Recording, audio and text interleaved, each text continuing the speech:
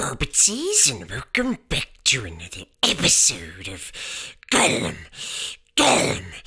Reads. And today we are continuing on with our reading of The Hobbit.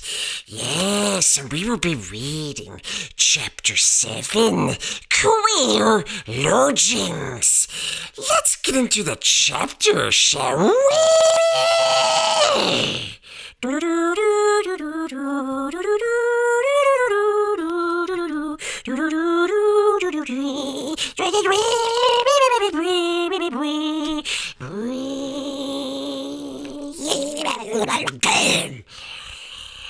Chapter 7, Queer Lodgings. The next morning, Bilbo woke up with the early sun in his eyes. He jumped up to look at the time and to go and put his kettle on, and found he was not home at all. So he sat down and wished in vain for a wash and a brush. He did not get either, nor tea, nor toast, nor bacon for his breakfasties. Only cold mutton and rabbit.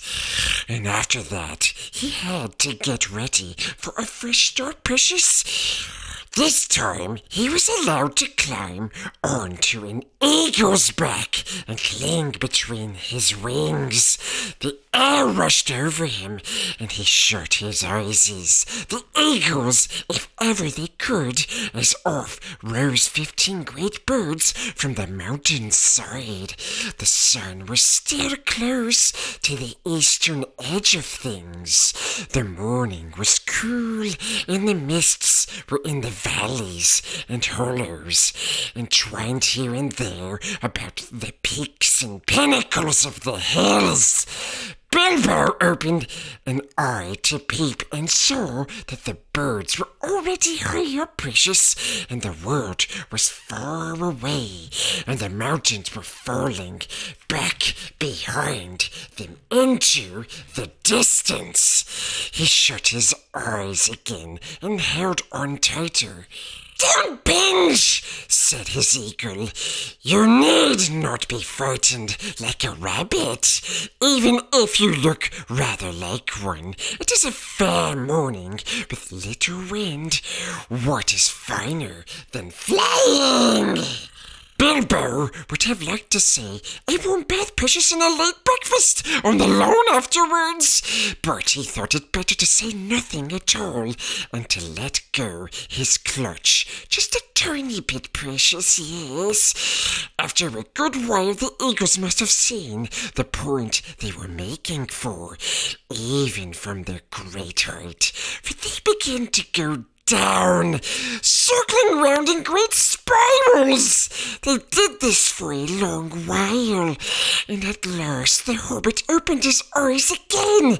The earth was much nearer, and below them were trees that looked like oaks and elmses, and wide grasslands, and a river running through it all. But cropping out of the ground, right in the path of the stream which looped itself about it, was a great rock, almost a hill of stone, like a last outpost of the distant mountains, or a huge piece cast miles into the plain by some giant among giants. Quickly now, to the top of this rock the eagles swooped one by one and set down their passengers. "Farewell!" they cried, "wherever you fare, till the Aries receive you at the journey's end." That is a polite thing to say among eagles. "May the wind under your wings bear you where the sun sails and the moon walks," answered Gandalf, who knew the correct reply. And so they parted, and though the Lord of the Eagles became, in after days, the King of all birds, and wore a golden crown, and his 15 chieftains golden collars made of the gold that the dwarves gave them. Yes, precious, Bilbo never saw them again, except high and far off in the battle of the 5 armies. We'll get to that later, precious, yes. But as that comes in at the end of this tale, we will say no more about it just now.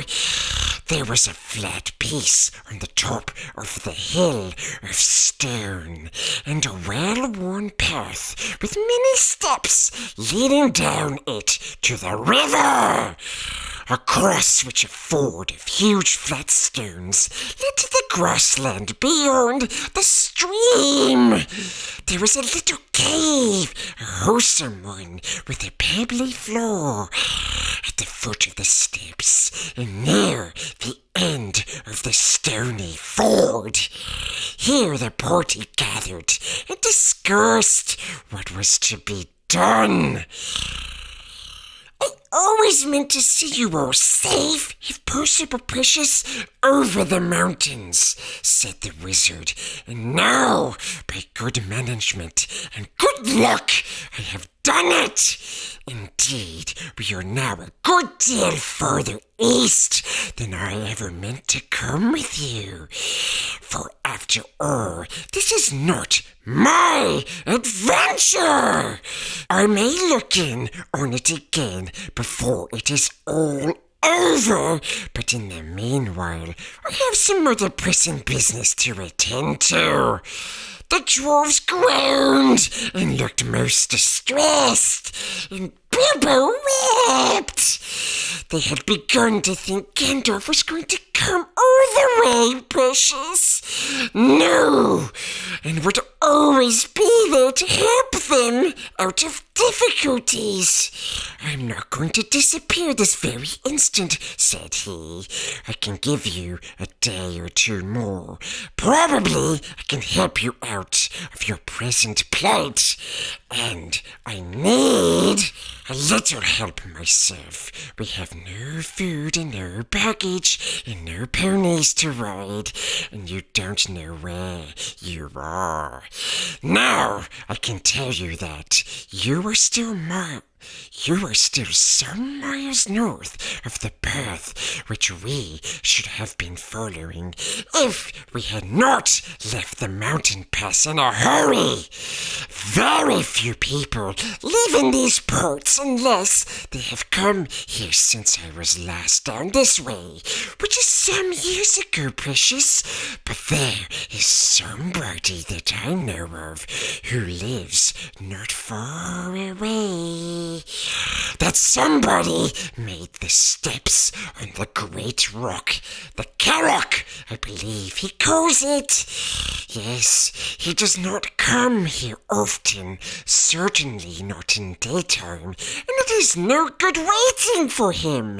In fact, it would be very dangerous.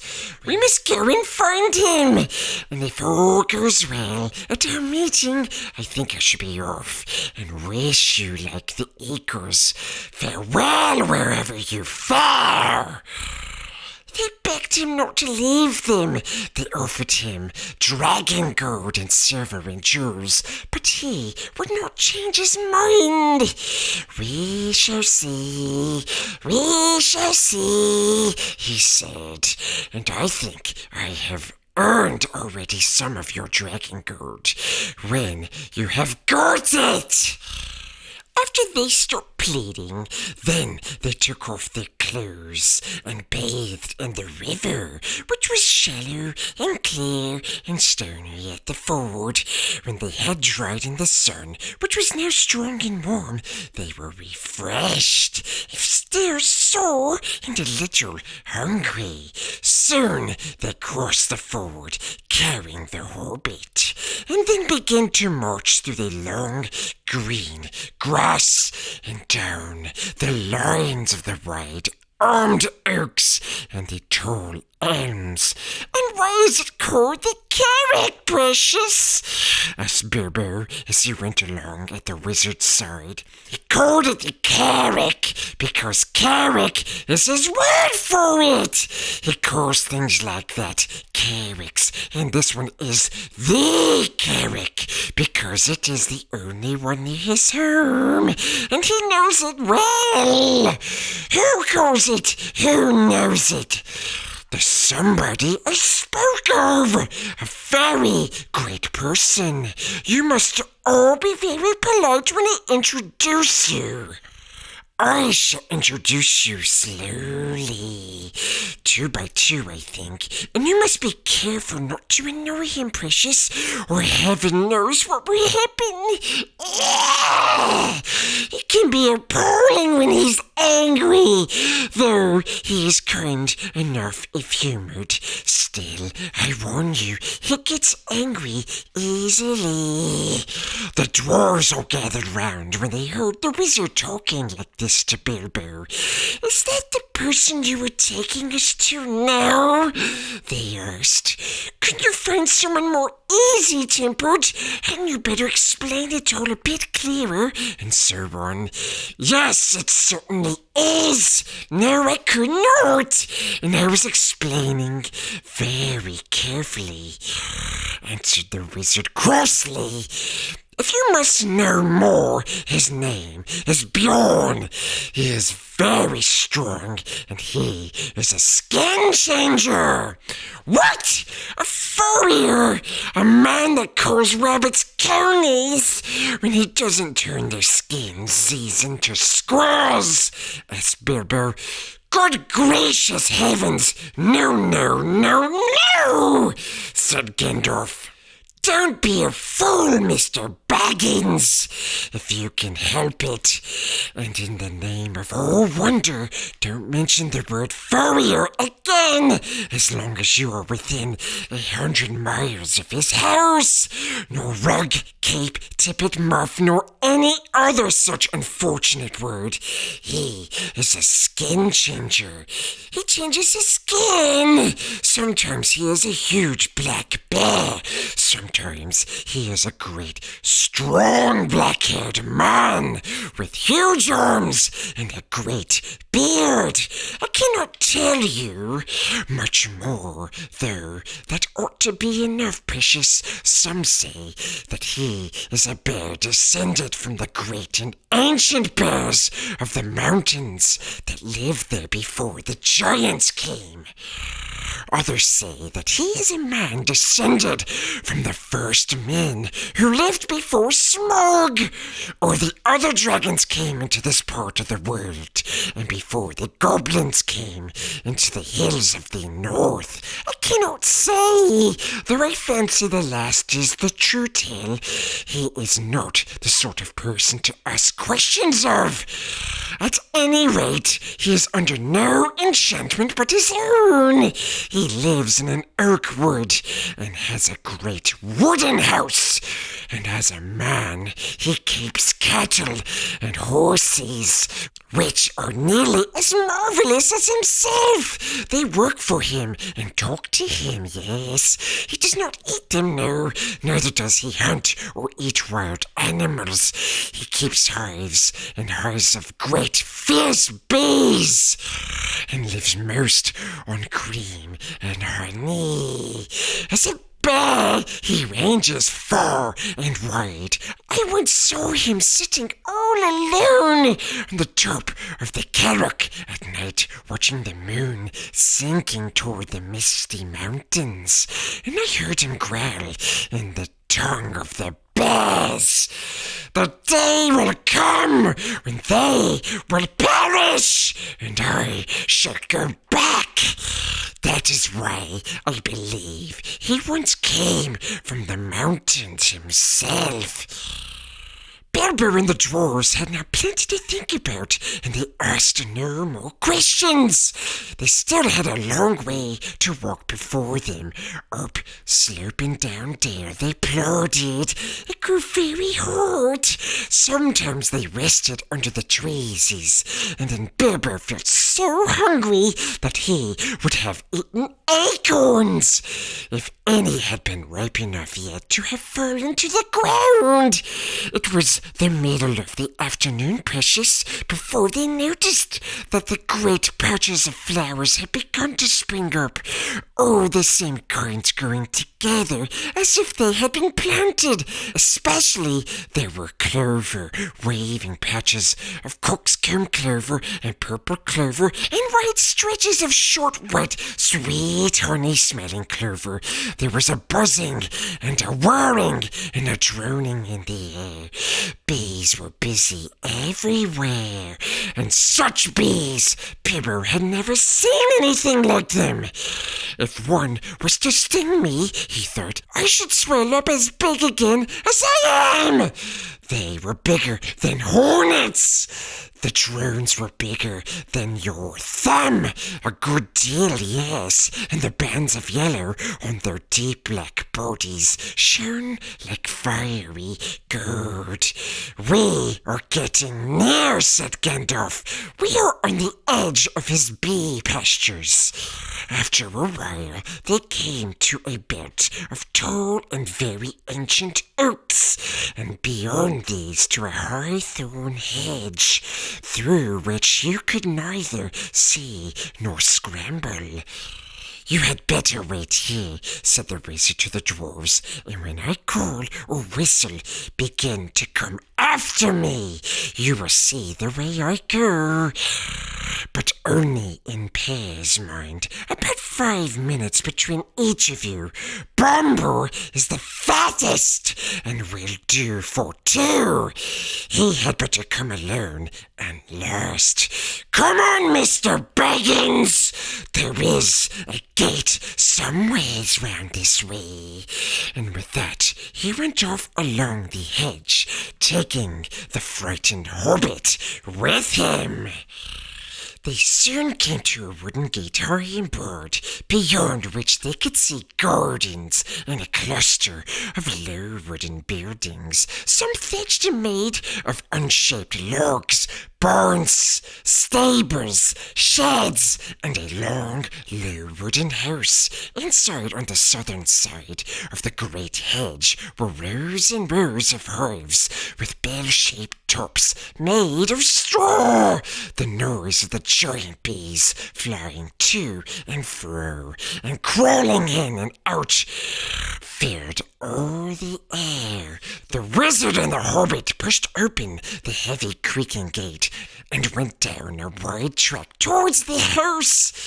Some horses, very sleek and well-groomed, precious, trotted up across the grass and looked at them intently with very intelligent faces. Then off they galloped to the buildings. They have gone to tell him of the arrival of strangers, said Gandalf. Soon they reached a courtyard, 3 walls of which were formed by the wooden house and its 2 long wings. In the middle there was lying a great oak tree with many lopped branches beside it. Standing near was a huge man with a thick black beard and hair, and great bare arms and legs with knotted muscles.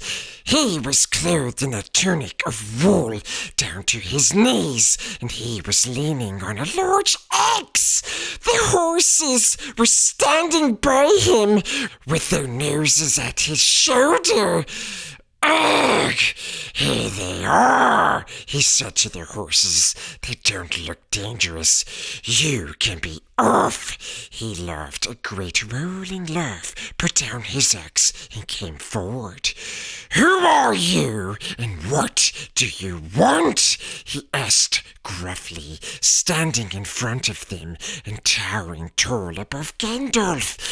As for Bilbo, he could easily have trotted through his legs without ducking his head to miss the fringe of the man's brown tunic. I am Gandalf, said the wizard. Never heard of him, precious, growled the man. And what's this little fellow? He said, stooping down to frown at the Hobbit with his bushy black eyebrowsies. That is Mr. Baggins, a Hobbit of good family, an unimpeachable reputation, said Gandalf. Bilbo bowed. He had no hat to take off and was painfully conscious of his many missing buttons. Yes, I am a wizard, continued Gandalf. I have heard of you, if you have not heard of me. But perhaps you have heard of my good cousin Radagast, who lives near the southern borders of Mirkwood. Yes, not a bad fellow as wizards go, I believe. I used to see him now and again, said Bjorn. Well, now I know who you are, or who you say you are. What do you want? To tell you the truth, we have lost our luggage and nearly lost our way, and are rather in need of help, or at least of advice. I may say we have had a rather bad time with the goblins in the mountains. Goblins, said the big man less gruffy. Oh ho! So you've been having trouble with them, have you? What did you go near them for? We did not mean to. They surprised us at night in a pass, which we had to cross. We were coming out of the lands over west into these countries. It is a long tale. Then you had better come inside and tell me some of it, if it won't take all day, said the man, leading the way through a dark door that opened out of the courtyard into the house. Following him, they found themselves in a wide hall with a fireplace in the middle. Though it was summer, there was a wood fire burning, and the smoke was rising to the blackened rafters.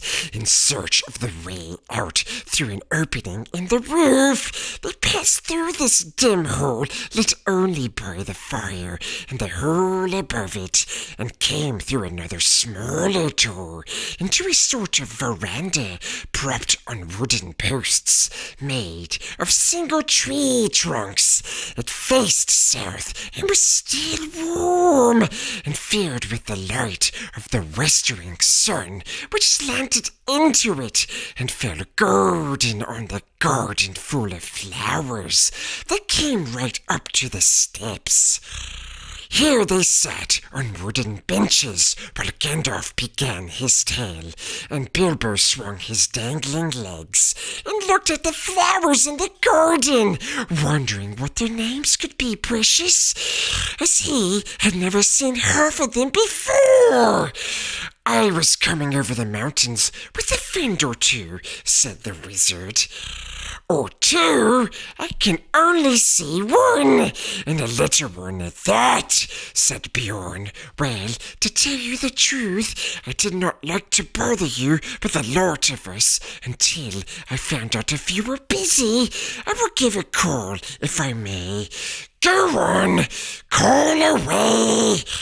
So Gandalf gave a long shrill whistle, and presently Thorin and Dori came round the house by the garden path, and stood bowing low before them. 1 or 3, you meant, I see, said Bjorn, but these aren't hobbits, these are dwarvesies. Thorin Oakenshield at your service. Dori at your service, said the two dwarves, bowing bowing again. I don't need your service, thank you, said Bjorn, but I expect you need mine.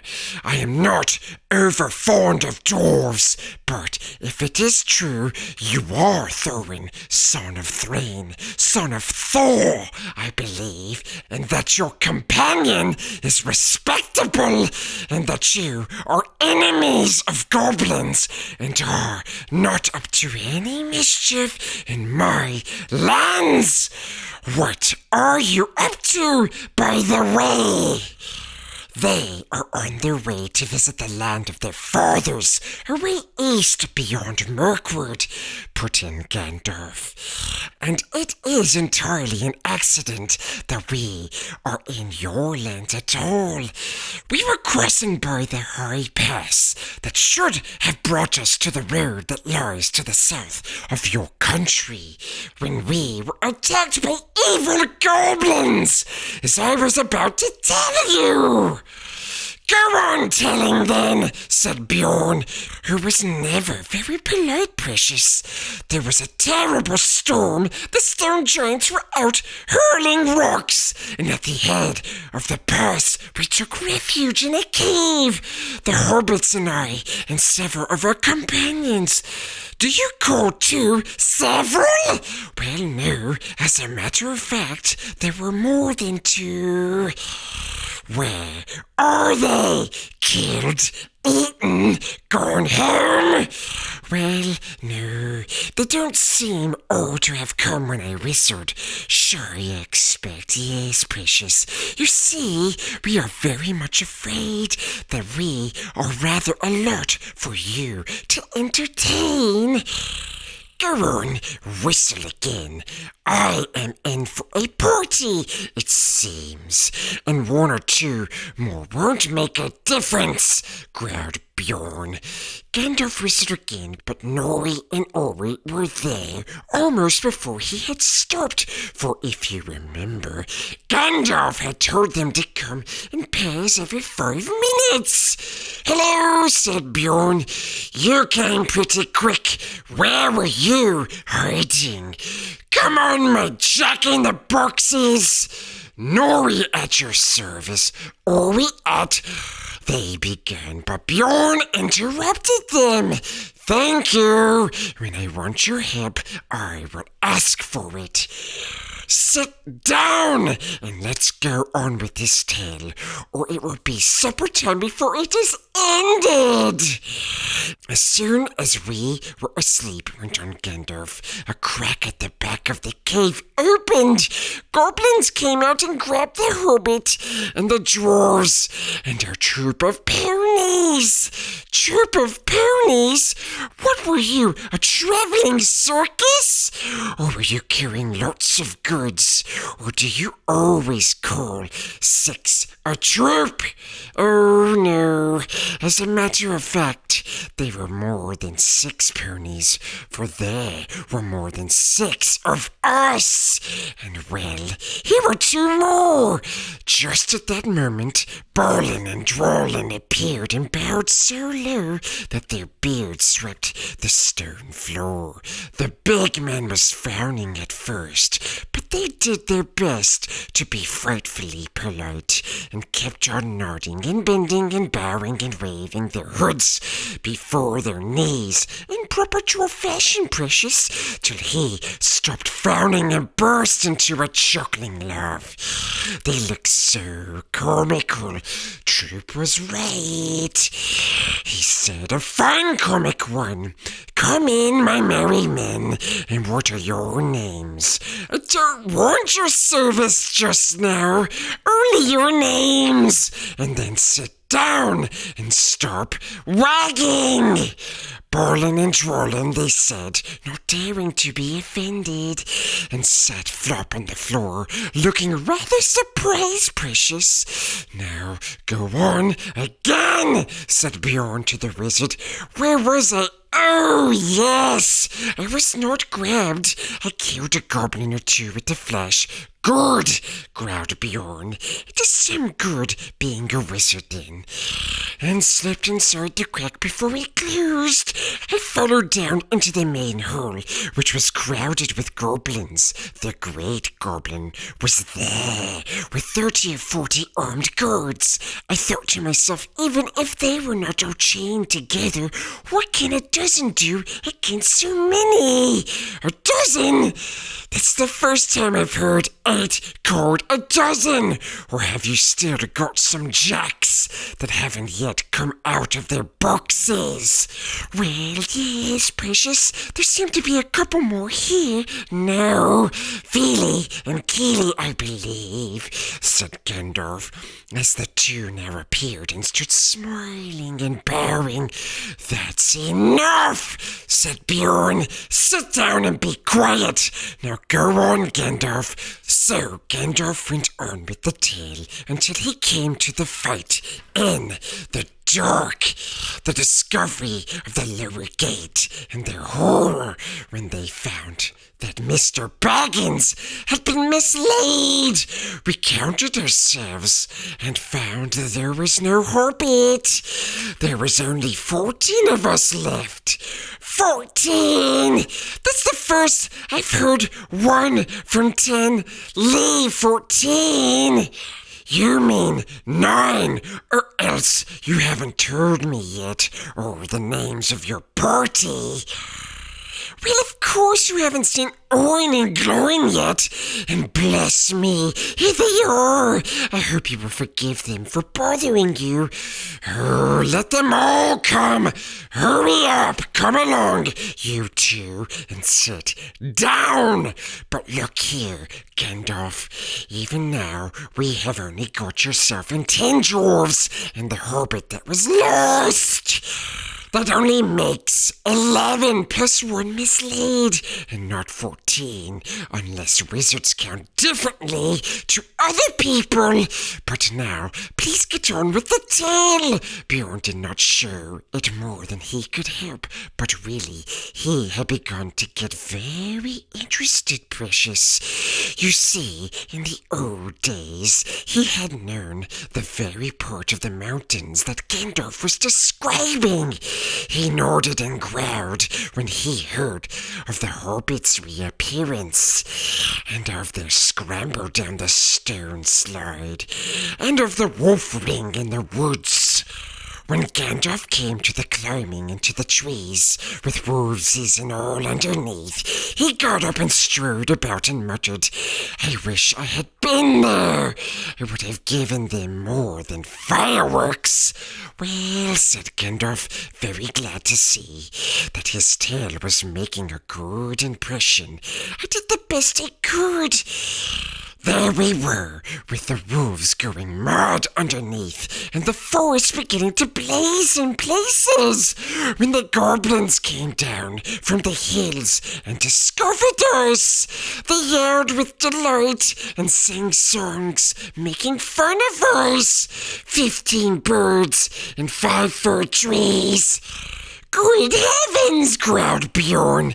Don't pretend that goblins can't count. They can. 12 isn't 15, and they know it. And so do I, Precious.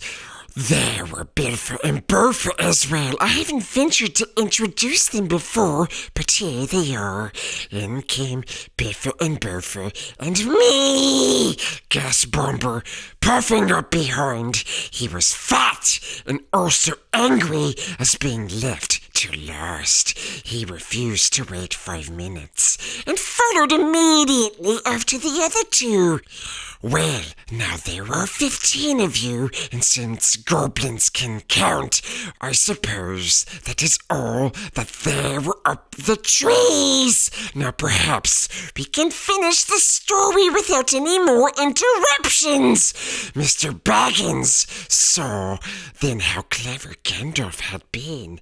The interruptions had really made Bjorn more interested in the story, and the story had kept him from sending the dwarves off at once, like suspicious beggars. He never invited people into his house, if he could help it. He had very few friends, and they lived a good way away, and he never invited more than a couple of these to his house at a time. Now he had got 15 strangers sitting in his porch. By the time the wizard had finished his tale and had told of the eagle's rescue and how they had all been brought to the Carrock, the sun had fallen behind the peaks of the misty mountains, and the shadows were long in Bjorn's garden. "A very good tale," said he, "the best I have heard for a long while. If all beggars could tell such a good one, they might find me kinder. You may be making it all up, of course, but you deserve a supper for the story all the same. Let's have something to eat." "Yes, please, precious," they all said together. "Thank you very much." Inside the hole, it was now quite dark. Bjorn clapped his hands and then trotted 4 beautiful white ponies and several large bearded grey dogs. Bjorn said something to them in a queer language, like animal noises turned into talk. Blah, blah, blah, blah. They went out again and soon came back carrying torches in their mouths, which they lit at the fire and stuck in low brackets on the pillars of the hall about the central hearth. The dogs could stand on their hind legs when they wished and carry things with their forefeet. Quickly, they got out boards and trestles from the side walls and set them up near the fire. Then "Bah, bah, bah!" was heard, and in came some snow-white sheep, led by a large coal-black ram. One bore a white cloth embroidered at the edges with figures of animals. Others bore on their broad backs trays with bowls and platters and knives and wooden spoons, which the dogs took and quickly laid on the trestle tables. These were very low enough even for Bilbo to sit at comfortably. Beside them, a pony pushed 2 large seated benches with wide, rushed bottoms and little short, thick legs for Gandalf and Thorin, while at the far end he put Bjorn's big black chair of the same sort, in which he sat with his great legs stuck far out under the table. These were all the chairs he had in his hall, and he probably had them low like the table for the convenience of the wonderful animals that waited on them. What did the rest sit on? They were not forgotten, precious. The other ponies came in rolling round drum-shaped sections of logs, smoothed and polished, and low enough even for Bilbo. So soon they were all seated at Bjorn's table, and the hall had not seen such a gathering for many a year. There they had supper or a dinner such as they had not had since they left the last homely house in the west and said goodbye to Elrond. The light of the torches and the fire flickered about them, and on the table were 2 tall red beeswax candles. All the time they ate, Bjorn in his deep, rolling voice told tales of the wild lands on this side of the mountains, and especially of the dark and dangerous wood that lay outstretched far to the north and south a day's ride before them, barring their way to the east, the terrible forest of Mirkwood. The dwarves listened and shook their beards, for they knew that they must venture into that forest, and that after the mountains it was the worst of the perils they had to pass before they came to the dragon's stronghold. When dinner was over, they began to tell tales of their own, but Bjorn seemed to be growing drowsy and paid little heed to them.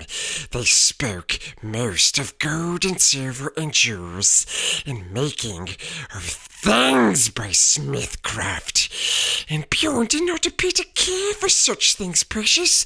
There were no things of gold or silver in his hall, and few save the knives were made of metal at all.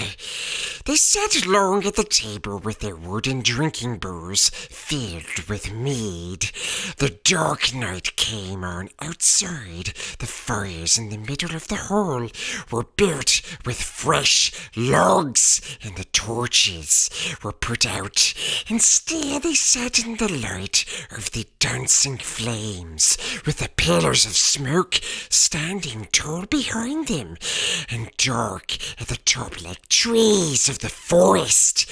Whether it was magic or not, it seemed to Bilbo that he heard a sound like wind in the branches, stirring in the rafters, and the hoot of owlsies. Soon he began to nod with sleep, and voices seemed to grow far away, precious, until he woke with a start. The great door had creaked and slammed. Bjorn was gone. The dwarves were sitting cross-legged on the floor round the fire, and presently they began to sing. Some of the verses were like this, but there were many more, and their singing went on for a while. The wind was on the withered heath, but in the forest stirred no leaf. The shadows lay by night and day, and dark things silent crept beneath. The wind came down from mountains cold, and like a tide and roared and roared. The branches groaned, the forest moaned, the leaves were laid upon the mould. The wind went on from west to east, and o'er the movement in the forest ceased. But shrill and harsh across the marsh, whistling voices were released. The grasses hissed, their tassels bent, the reeds were rattling and on it went. O'er a shaking pool into heaven's cool, where racing clouds were torn in wind. It passed the lonely mountain bay, and swept above the dragon's lair. The black and dark lay Bodr stark, and flying smoke was in the air. It left the world and took its flight over the white seas of the night. The moons had set upon the gale, and stars were fanned to leaping light. Bilbo began to nod again. Suddenly up stood Gandalf. "It is time for us to sleep," he said, "and for us, but not, I think, for Bjorn. In this hole we can rest sound and safe. But I warn you all not to forget what Bjorn said before he left us. You must not stray outside until the sun is up, on your peril." Bilbo found that beds had already been laid at the side of the hole, on a sort of raised platform between the pillars and the outer wall. For him there was a little mattress of straw and woolen blankets. He snuggled into them very gladly, precious. Summertime though it was. The fire burned low, and he fell asleep. Yet in the night he woke. The fire had now sunk to a few embers. The dwarfsies and Gandalf were all asleep, to judge by their breathing. A splash of white on the floor came from the high moon, which was peering down Through the smoke hole in the roof, there was a growling sound outside and a noise as of some great animal scuffling at the door. Bilbo wondered what it was and whether it could be Bjorn in enchanted shape, and if he could come in as a bear and kill them. He dived under the blankets and he hit his head and fell asleep again at last, in spite of his fears. It was full morning when he awoke. One of the dwarves had fallen over him in the shadows where he lay, and had rolled down with a bump from the platform on the floor. It was Bofur, and he was grumbling about it when Bilbo opened his eyes. "Get up, lazy bones," he said, "or there will be no breakfast left for you." Up jumped Bilbo. "Breakfast?" he cried. "Where is breakfast, precious?" "Mostly inside us," answered the other dwarves, who were moving about the hall, "but what is left is out on the veranda. We have been about looking for Bjorn ever since the sun got up, but there is no sign of him anywheres, though we found breakfast late as soon as we went out." "Where is Gandalf?" asked Bilbo, moving off to find something to eat as quick as he could. "Oh, out and about somewheres," they told him, but he saw no sign of the wizard all that day, until that evening, just before sunset, he walked into the hall where the Hobbit and the dwarves were having supper, waited on by Bjorn's wonderful animals, as they had been all day. Of Bjorn they had seen and heard nothing since the night before, and they were getting puzzled. "Where is our host, and where have you been all day yourself?" they all cried. "One question at a time, and none till after supper. I haven't had a bite since breakfast." At last Gandalf pushed away his plate and jug. He had eaten 2 whole loaves with masses of butter and honey and clotted cream, and drunk at least a quart of mead, and he took out his pipe. "I will answer the second question first," he said, "but bless me, this is a splendid place for smoke rings." Indeed, for a long time, they could get nothing more out of him.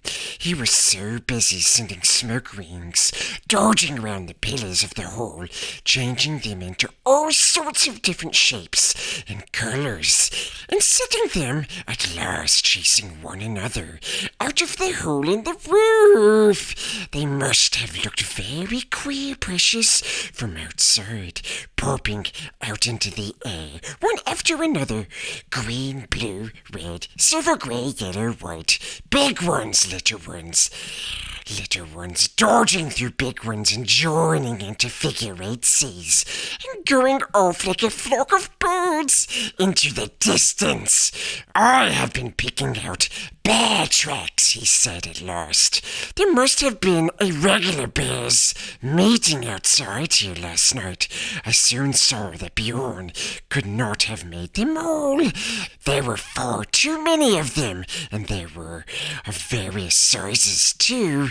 I should say there were little bears, large bears, ordinary bears, and gigantic big bears, all dancing outside from dark to nearly dawn. They came from almost every direction, except from the west over the river, from the mountains. In that direction, only one set of footprints led, none coming, only ones going away from his.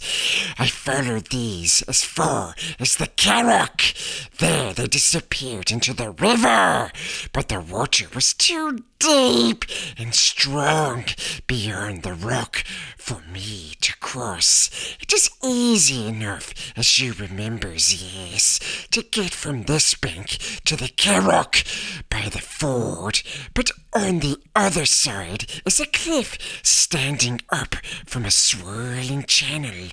I had to walk miles before I found a place where the river was wide and shallow enough for me to wade and swim, and then miles back again to pick up the tracks again. By that time, it was too late for me to follow them far.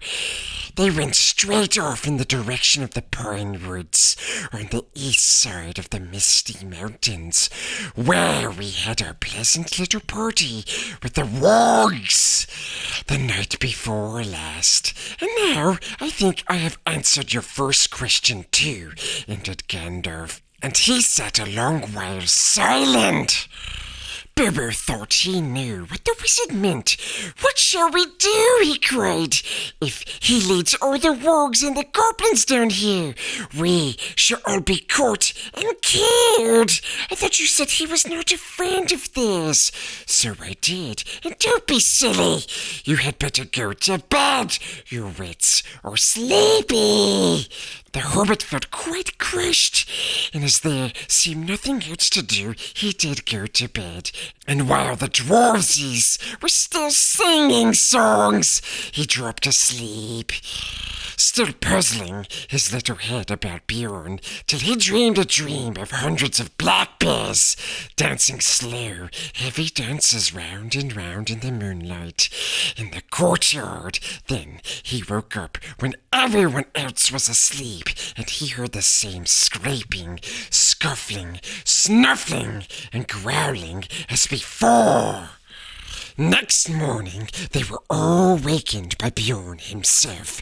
"So, here you all are still," he said. He picked up the Hobbit and laughed. "Not eaten up by the wargs, or goblins, or wicked bears yet, I see." And he poked Mr. Baggin's waistcoat more disrespectfully. "Little Bunny is getting nice and fat on bread and honey," he chuckled.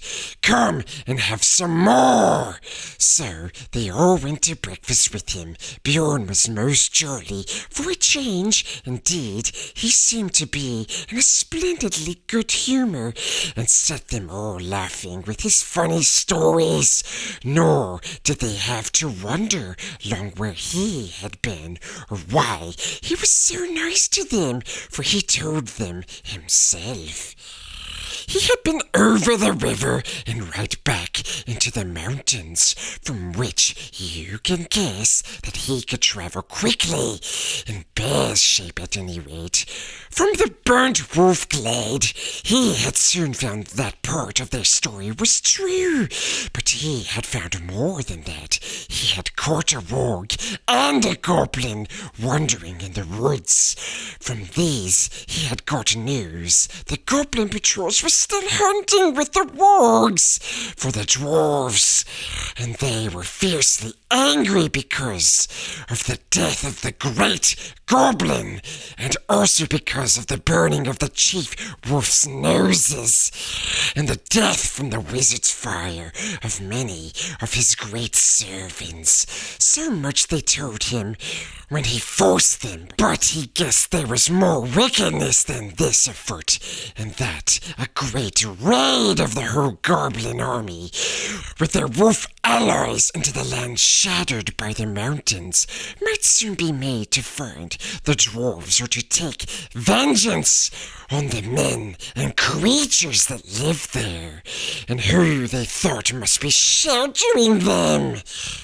"It was a good story, that of yours," said Bjorn, "but I like it still better now. I am sure it is true. You must forgive my not asking your word. If you live near the edge of Mirkwood, you would take the word of no one that you did not know as well as your brother, or better.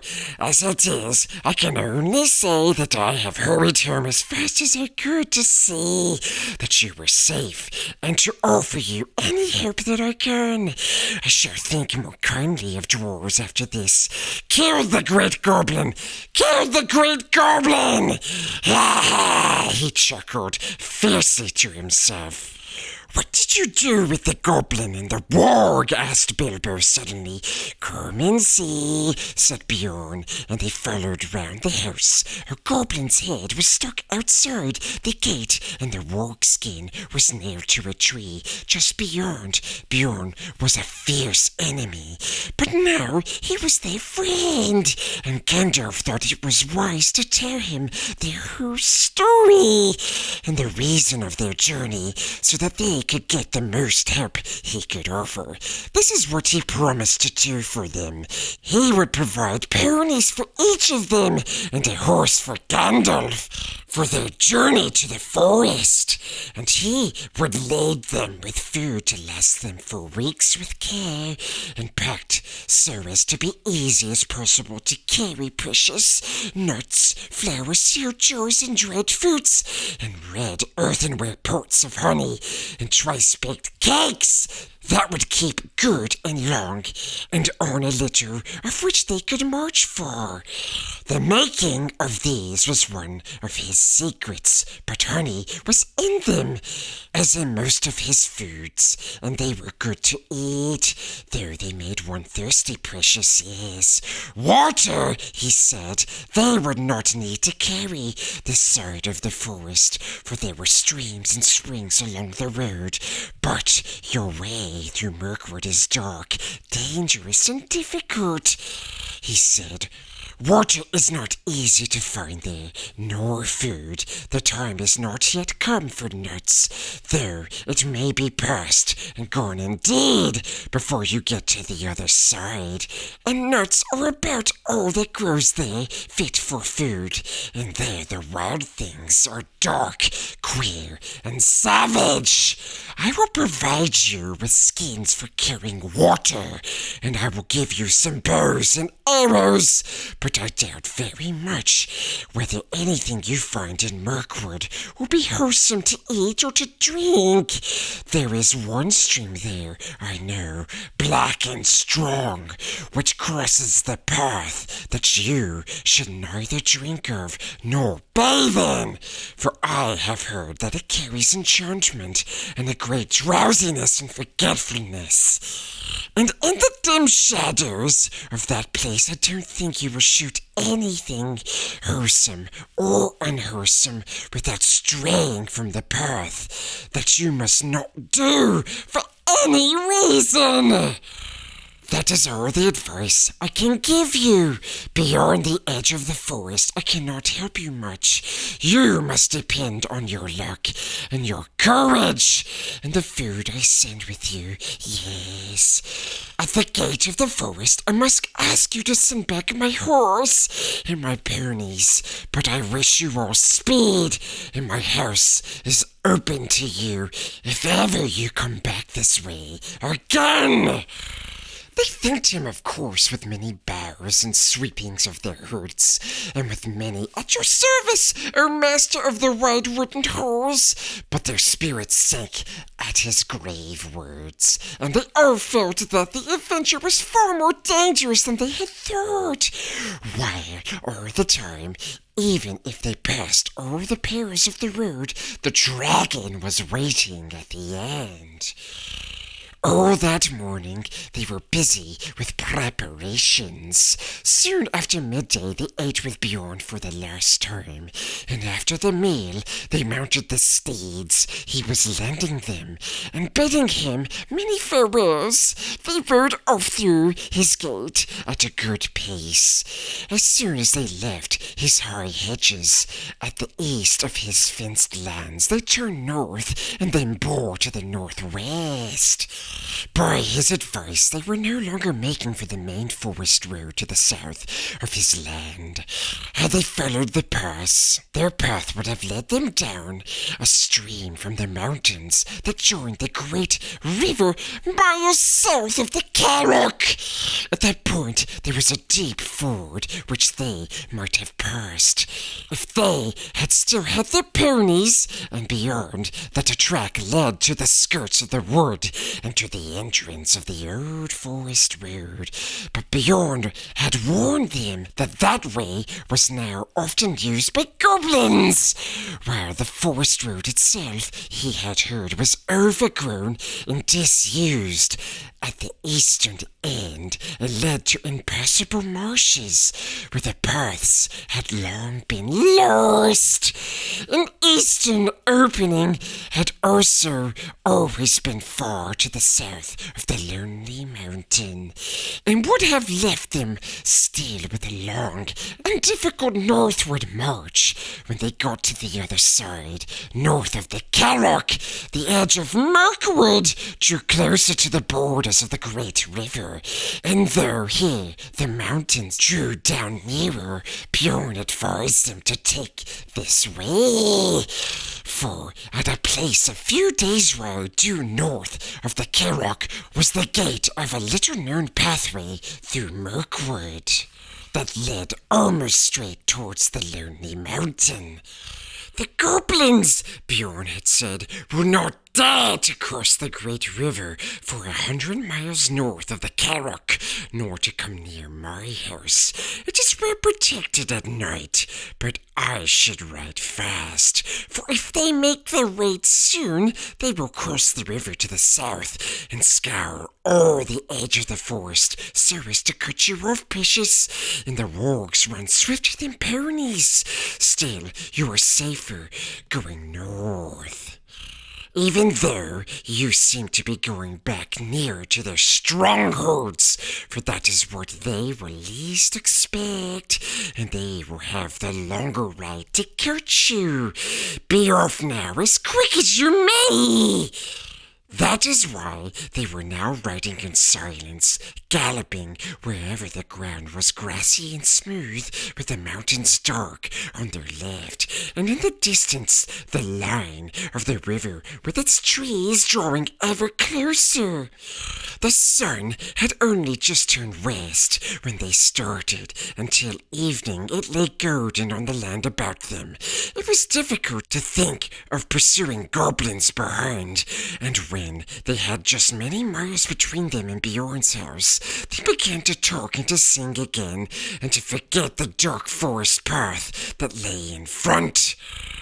But in the evening, when the dusk came on and the peaks of the mountains glowed against the sunset, they made a camp and set a guard, and most of them slept uneasily, with dreams in which there came the howl of hunting wolves and the cries of goblins. Still, the next morning dawned, bright and fair again. There was an autumn-like mist right upon the ground, and the air was chill, but soon the sun rose red in the east, and the mists vanished, and while the shadows were still long, they were off again. So they rode now for 2 more days, and all the while they saw nothing save grass and flowers and birds and scattered trees, and occasionally small herds of red deer browsing or sitting at noon in the shade. Sometimes Bilbo saw the horns of the harts sticking up out of the long grass, and at first he thought they were the dead branches of trees. That third evening they were so eager to press on, for Bjorn had said that they should reach the forest gate early on the 4th day, and they rode still forward after dusk and into the night beneath the moon. As the light faded, Bilbo thought he saw, away to the right or to the left, the shadowy form of a great bear, prowling along in the same direction. But if he dared to mention it to Gandalf, the wizard only said, "Hush! Take no notice!" Next day they started before dawn, though their night had been short. As soon as it was light, they could see the forest coming as it were to meet them, or waiting for them like a black and frowning wall before them. The land began to slope up, and it seemed to the Hobbit that a silence began to draw in upon them. Birds began to sing less.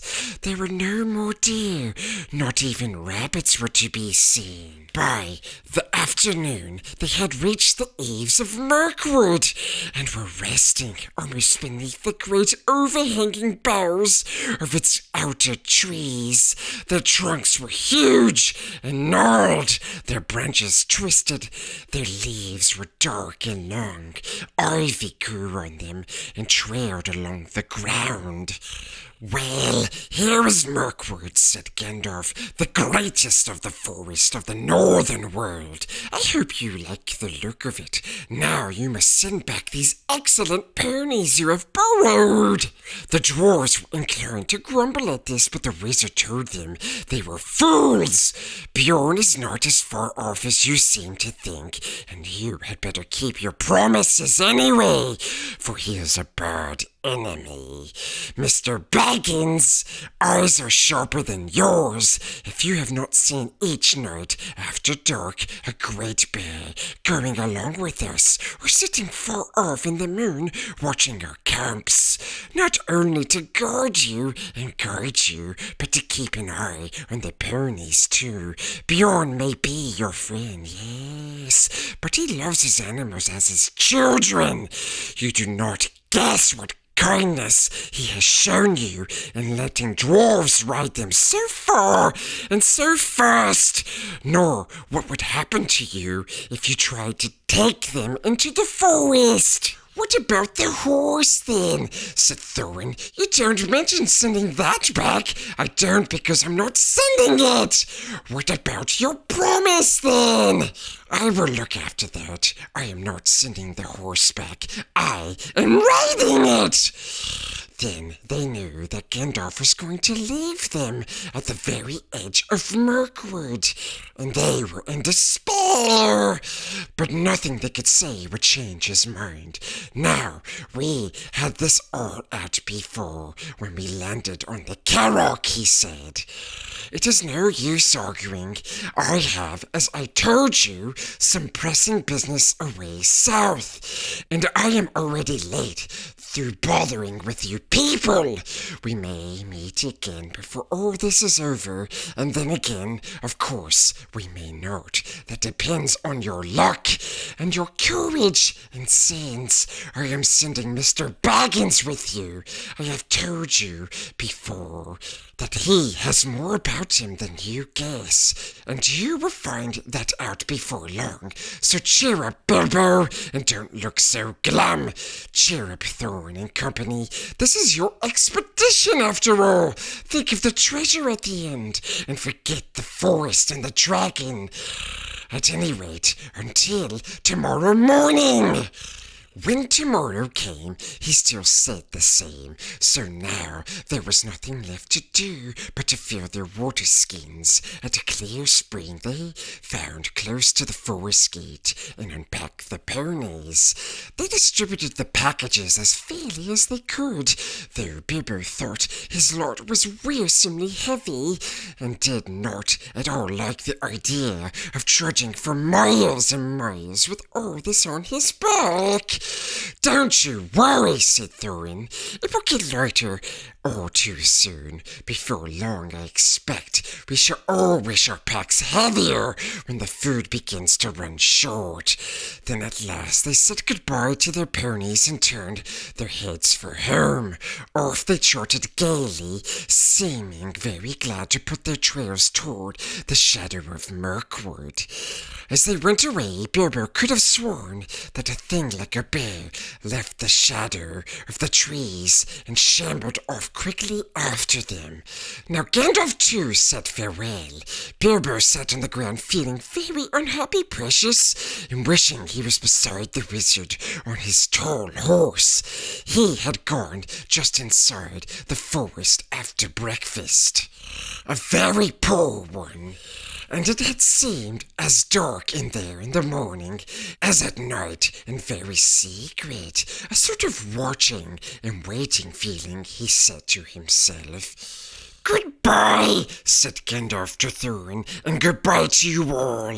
Goodbye! Straight through the forest is your way now. Don't stray off the track. If you do, it is 1,000 to 1. You will never find it again, and never get out of Mirkwood.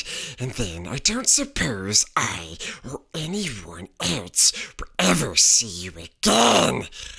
Do we really have to go through? Groaned the Hobbit. Yes, you do, said the wizard. If you want to get to the other side, you must either go through or give up your quest. And I'm not going to allow you to back out now, Mr. Baggins. I am ashamed of you for thinking of it. You have got to look after these dwarves for me, he laughed. No, said Bilbo. I didn't mean that. I meant, is there no way round? There is, if you care to go 200 miles or so out of your way north and twice that south. But you wouldn't get a safe path even then. There are no safe paths in this part of the world. Remember, you are over the edge of the wild now, and in for all sorts of fun wherever you go. Before you could get round to Mirkwood in the north, you should be right among the slopes of the Grey Mountains, and they are simply stiff with goblins, hobgoblins, and orcsies of the worst description. Before you could get round it in the south, you would get into the land of the necromancer, and even you, Bilbo, won't need me to tell you the tales of the Black Sorcerer. I don't advise you to go anywhere near the places overlooked by his dark tower. Stick to the forest track, keep your spirits up, hope for the best, and with a tremendous slice of luck, you may come out one day and see the long marshes lying below you, and beyond them, high in the east, the lonely mountain where dear old Smeagol lives, though I hope he is not expecting you. Very comforting you are, to be sure, growled Thorin. Goodbye! If you won't come with us, you had better get off without any more talk. Goodbye then, and really goodbye, said Gandalf as he turned his horse and rode down into the west. But he could not resist the temptation to have the last word. Before he had passed quite out of hearing, he turned and put his hands to his mouth and called to them. They heard his voice come faintly. Goodbye, be good, take care of yourselves, and don't leave the path. Then he galloped away, and was soon lost to sight. Oh, goodbye, and go away, grunted the dwarves, all of them more angry because they were really filled with dismay at losing him. Now began the most dangerous part of all the journey.